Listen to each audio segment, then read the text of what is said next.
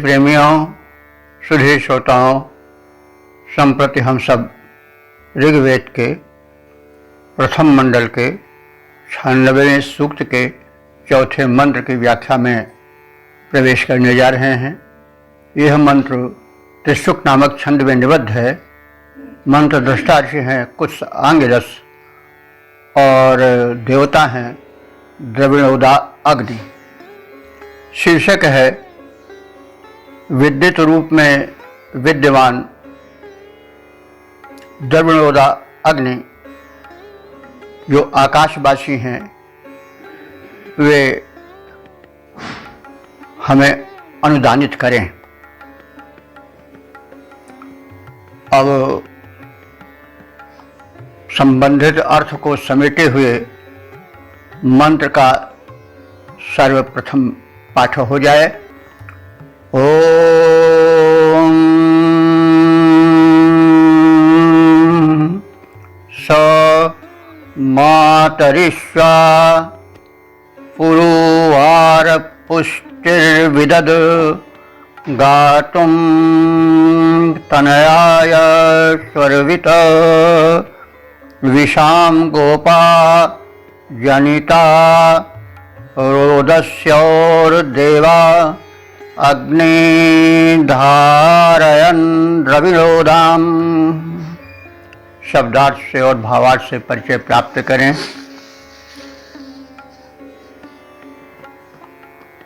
सह अग्नि, वह अग्रगण्य हित में आगे रहने वाला अग्नि रूप देव। मातरिश्वा, मातरिश्वा कहते हैं मातरि अंतरिक्षे श्वसिति इति मातरिश्वा। जो अंतरिक्ष में श्वसन करे अर्थात अंतरिक्ष में निवास करे वह मातरिश्वा है। वह कौन है? विद्युत। विद्युत भी अग्नि का ही रूप है। तो वह अग्नि जो कि विद्युत रूप में अंतरिक्ष में निवास करता है वह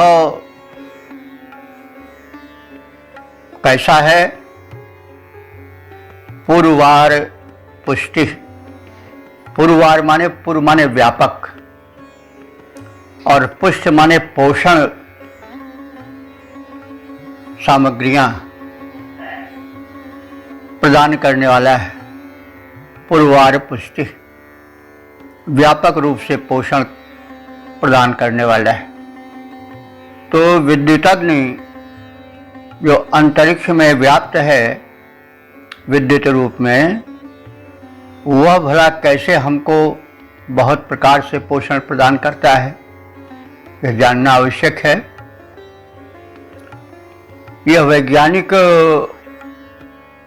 मत है कि जब आकाश में विद्युत चमकती है तो उसके चमकने से वृष्टि की भूमिका बनती है और उस विद्युत की चमक और वृष्टि जल से मिल करके अंतरिक्ष में जो पोषक तत्व होते हैं बिखरे हुए, उनके कण भूमंडल पर आ जाते हैं और भूमि उन तमाम पोषक तत्वों को जो प्रोटीन रूप में, जो विविध खनिज रूप में, विटामिन रूप में, मिनरल्स रूप में विद्यमान रहते हैं, वे धरती में आ जाते हैं और धरती से उनको खींचते हैं अपने जड़ों के माध्यम से। वृक्ष वनस्पतियाँ, उनमें जो फल फूल अन्न लगते हैं उनके द्वारा प्राणियों का और मनुष्यों का पोषण होता है। तो इस प्रकार से यह विज्ञान इसमें बताया गया है कि जो विद्युतग्नि रूप में अंतरिक्ष में विद्यमान अग्नि देवता हैं वे हम भूतलवासियों को अनेक प्रकार से पोषण प्रदान करते हैं। और स्वर्वित, स्वर्गलोक को कहते हैं, वित माने ज्ञाता, वे स्वर्गलोक के ज्ञाता हैं। तो स्वर्गलोक क्या है? जहाँ के सुख ही सुख हो। तो वे अग्निदेव यह जानते हैं कि किन उपायों से स्वर्गीय सुख मिल सकता है, उसे वे यज्ञ के माध्यम से दिलाते हैं और मनुष्य को बताते हैं, प्रेरित करते हैं कि इस प्रकार से यज्ञ करो, इस प्रकार से आहुति डालो, और इस प्रकार से जब औषधीय द्रव्यों को लेकर धूम प्रसरित होगा तो वातावरण शोषित होगा, स्वास्थ्य मिलेगा, स्वास्थ्य का सुख स्वर्गीय सुख देने वाला है। और स्वर्ग यानी सुख का जो केंद्र है वह स्वास्थ्य ही में है।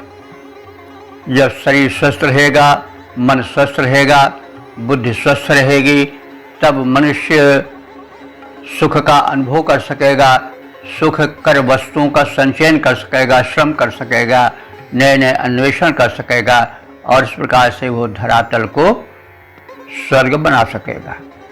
यह संदेश है। तो वह अग्नि जो है, जो विद्युत रूप में अंतरिक्ष में व्याप्त है, वह अनेक पोषण द्रव्य देने वाला है, स्वर्ग के सुख की भूमिका बनाने वाला है। और विषाम गोपाः, विष में जब तालवी सा है तो उसमें विष कहते हैं प्रजा को। देखिए, एक तो होता नहीं मूर्धन्य वाला, तो विष माने जहर होता है, लेकिन विष माने होता है जो सात तालवीय होता है, मूर्धन्य नहीं होता है, तो उस विष का अर्थ प्रजा होता है। विषामपति राजा को कहा जाता है।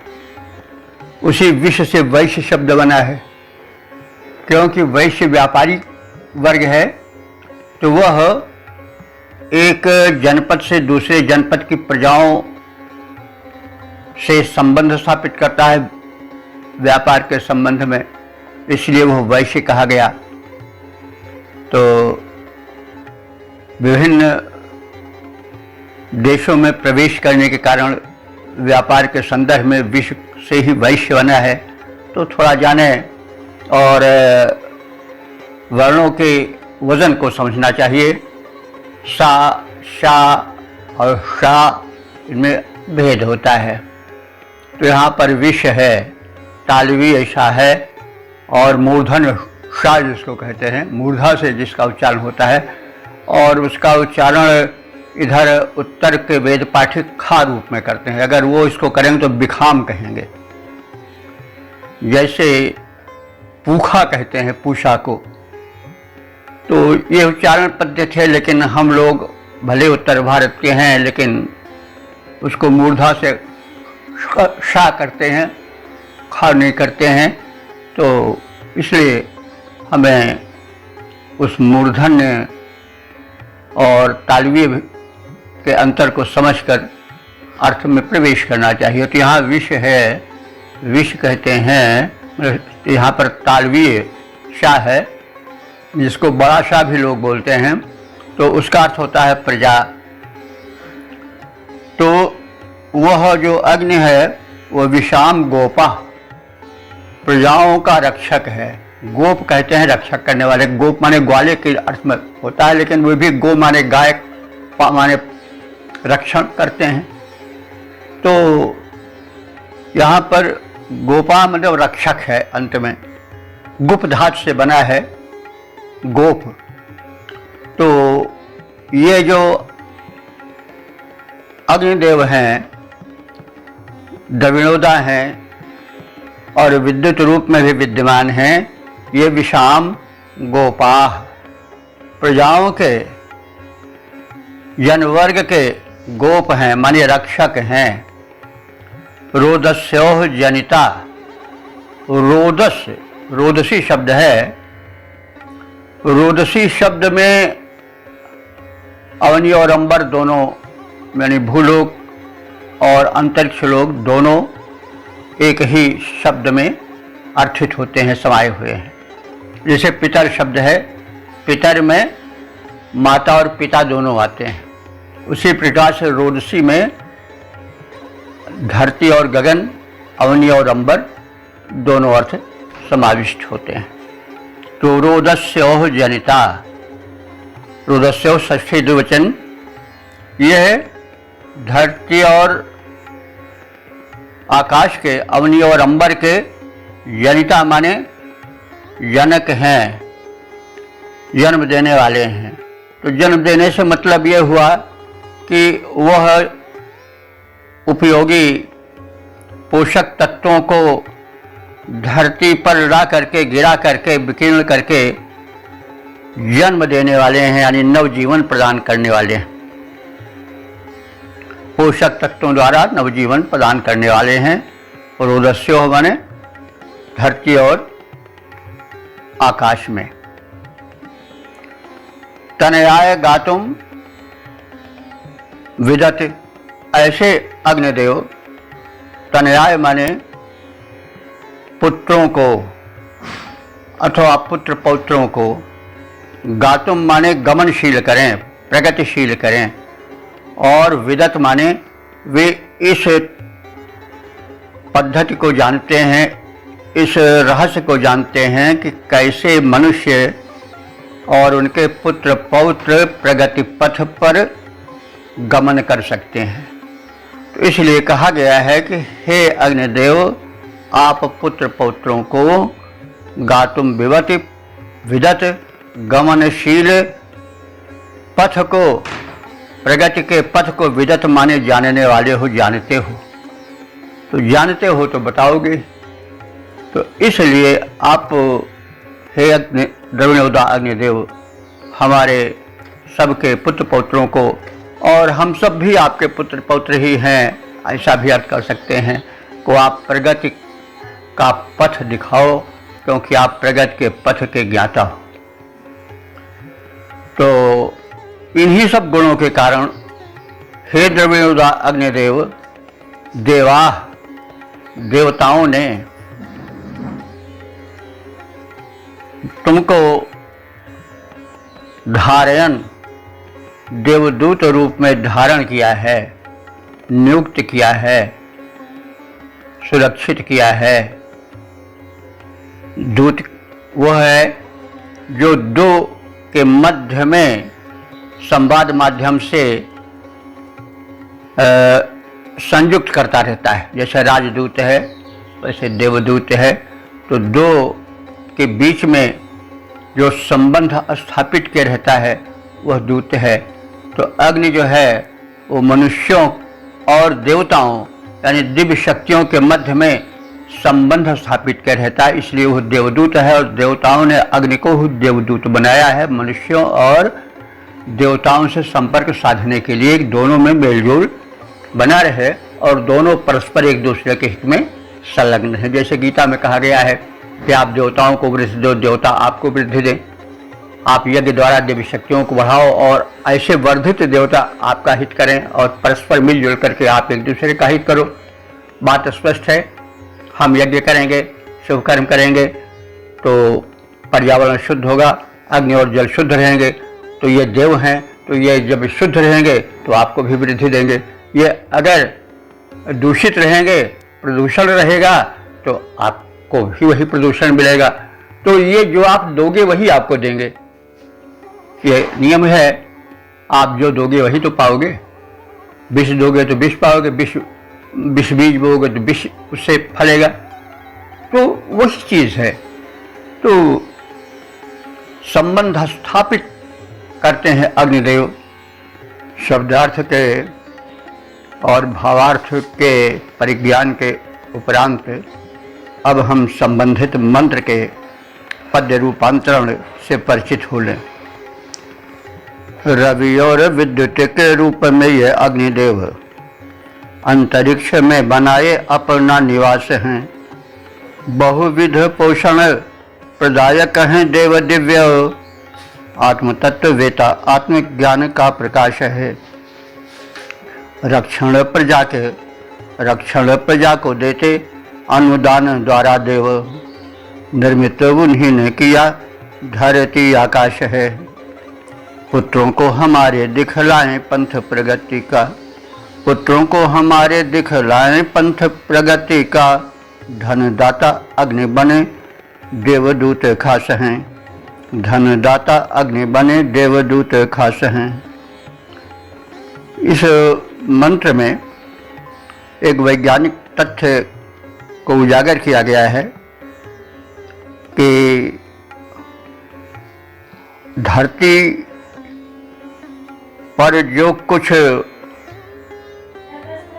उत्पादक तत्व हैं वे सब अंतरिक्ष से आए हैं और विद्युतग्नि का और सूर्य के रूप में जो अग्नि अंतरिक्ष में किरण रूप में विद्यमान है उनमें पोषक तत्व बिखरे हुए हैं। वृष्टि के माध्यम से, बिजली के चमक दमक के माध्यम से वे धरती पर क्षरित होते हैं और अंतरिक्ष से जो नाइट्रोजन तत्व है वो पृथ्वी में आकर प्रोटीन रूप में परिणत हो जाता है। सूर्य से भी विविध जीवन दायी तत्व धरती को प्राप्त होते हैं वृष्टि के माध्यम से।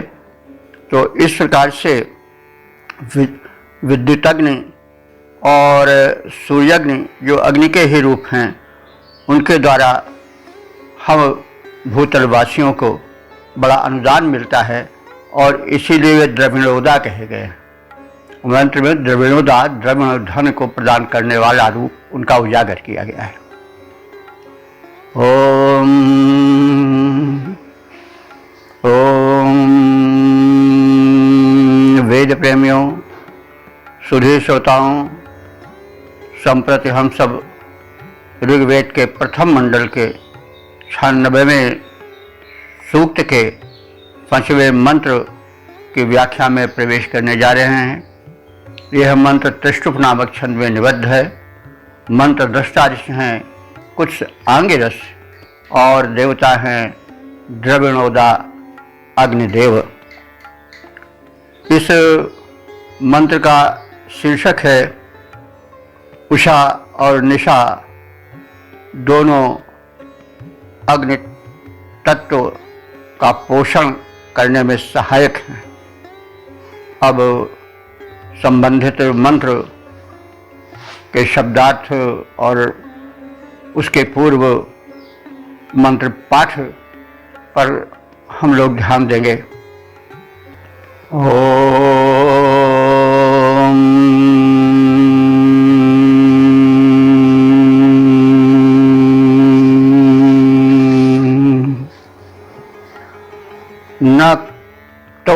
नक्तोषासा वर्णमामेम्यानि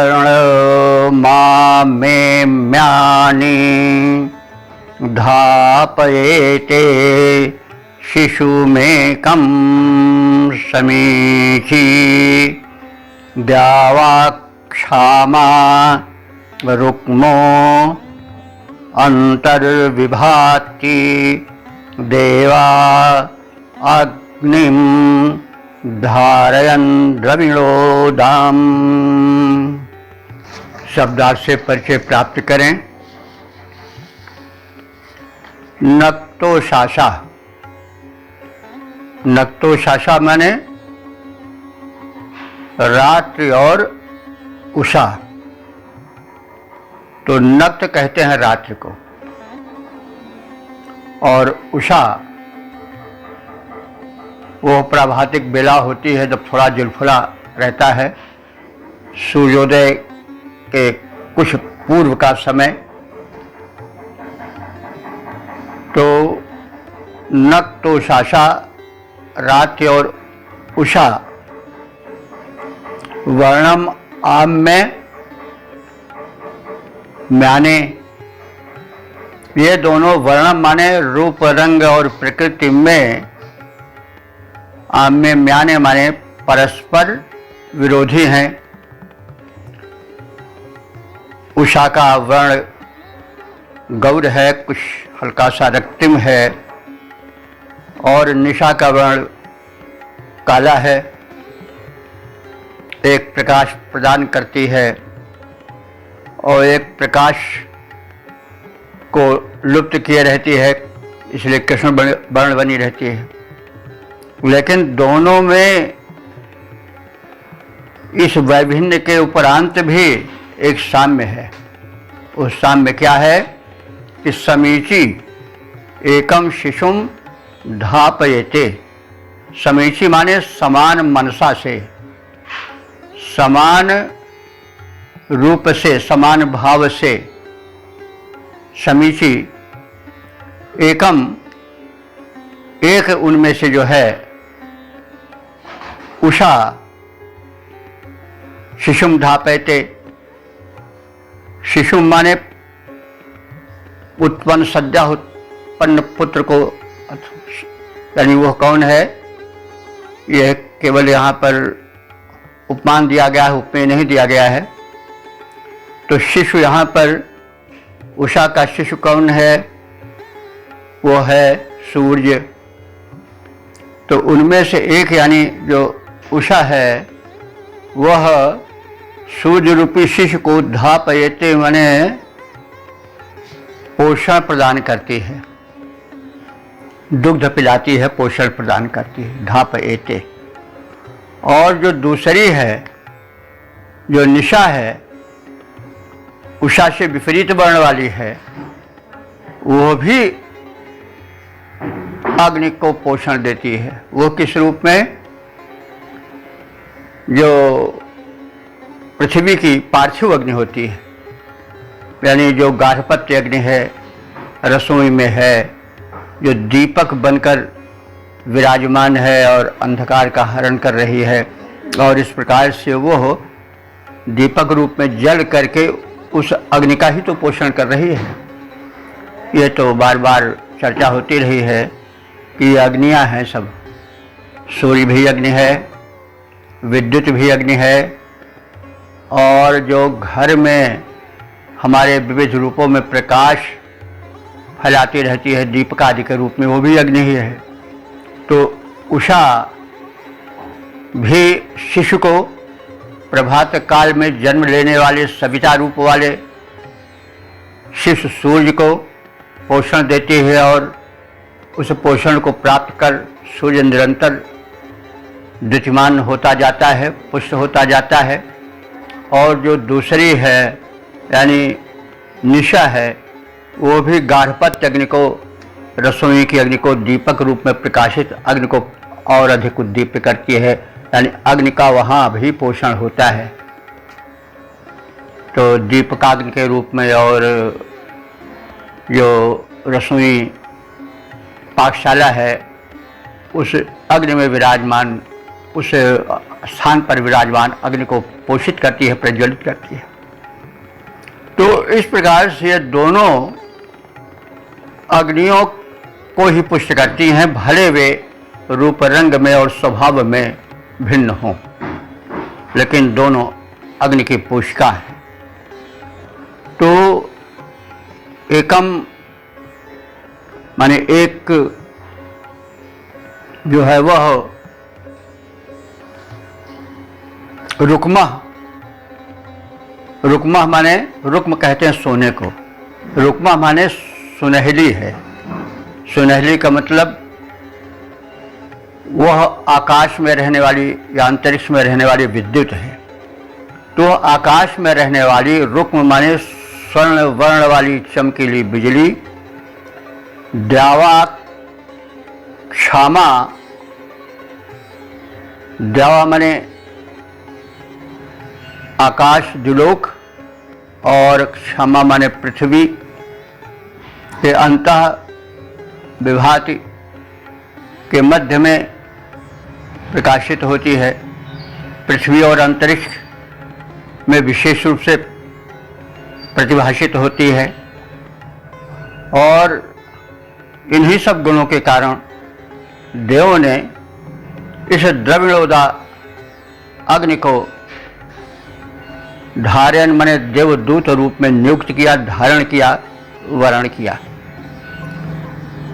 अर्थ है कि निशा और उषा ये दोनों स्त्रियां हैं, परस्पर विरोधी रूप रंग वाली और स्वभाव वाली हैं। इतना होते हुए भी दोनों अग्नि रूपी शिशु के पोषण में दत्तचित्त रहती हैं। जो उषा है वह उदयकालीन सविता रूप सूर्य शिशु को पोषण प्रदान करती है। वह पुष्ट होता हुआ नित्य प्रकाशित होता जाता है। और निशा जो है वह गार्हपत्य अग्नि, घर में प्रयुक्त होने वाली अग्नि दीपक आदि के रूप में जो है उसको पोषित करती है, क्योंकि दीपक तो रात्रि ही में प्रकाशित होता है ना। दीपाग्नि जो है, दीपक में जो अग्नि विद्यमान है वो तो रात्रि में ही पोषण पाता है वो अग्नि। तो इस प्रकार से उषा सूर्याग्नि को पोषण देती है और निशा जो है दीपक आदि में व्यापक अग्नि को पोषण देती है। दोनों अग्नि को ही पोषण देती हैं। और जो एक तीसरी अग्नि है विद्युत अग्नि, वह द्युलोक और भूलोक दोनों के मध्य में प्रज्वलित होकर प्रकाशमान होता है। तो इन्हीं दिव्य गुणों के कारण, सर्वव्यापकता के कारण, उपयोगिता के कारण, महत्ता के कारण देवताओं ने इस द्रविणोदाग्नि को, जो कि भांति भांति से मानव को धन देती है, पोषण प्रदान करती है, प्रगति प्रदान करती है, तो मानव हितार्थ देवदूत रूप में स्थापित किया। अर्थात अग्नि भिन्न भिन्न रूपों में हितकारी है और मानवता को पोषण प्रदान कर प्रगति पथ पर चलाने वाला है यह अग्नि। इन्हीं सब वैशिष्ट्यों से देवताओं ने अग्नि को देवदूत रूप में नियुक्त किया है। अब हम इस मंत्र के छंदोबद्ध रूप पर दृष्टि डालें। निशा और उषा इन दोनों के विरुद्ध वर्ण, दोनों ही विरुद्ध गुण और धर्म वाली हैं, किंतु दोनों अग्नि रूपी शिशु प्रतिपालती हैं, रक्षिका हैं, करती सदैव रखवाली हैं। उषा रवि रूपी अग्नि को संभालती तथैव भौतिकाग्नि निशा द्वारा जाति प्रतिपाली है। विद्युत अग्नि अंतरिक्ष में प्रकाशमान अग्नि प्रिय दूत देवों का है, महिमा निराली है। अग्नि प्रिय दूत देवों का है, महिमा निराली है। वेद प्रेमियों, सुधी श्रोताओं, संप्रति हम सब ऋग्वेद के प्रथम मंडल के 96वें सूक्त के 6ठे मंत्र की व्याख्या में प्रवेश करने जा रहे हैं। यह मंत्र त्रिष्टुप नामक छंद में निबद्ध है। मंत्र दृष्टा ऋषि हैं कुत्स आंगिरस और देवता हैं द्रविणोदा अग्निदेव। अब हम इसके शीर्षक को जानें। इस मंत्र का शीर्षक है धन वैभव प्रगति और आविष्कारों के आधारभूत अग्निदेव। अब संबंधित अर्थ को समेटे हुए मंत्र का प्रथम पाठ हो जाए। ओम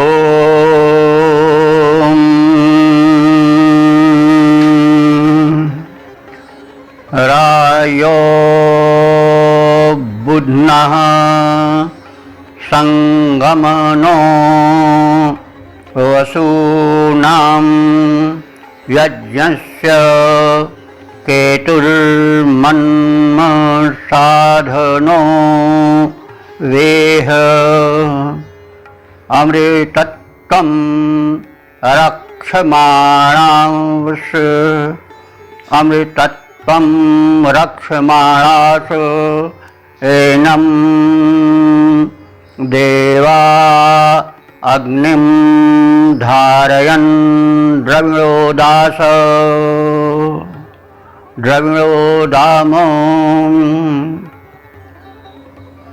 ओम। अब हम शब्दार्थ से परिचय प्राप्त करें।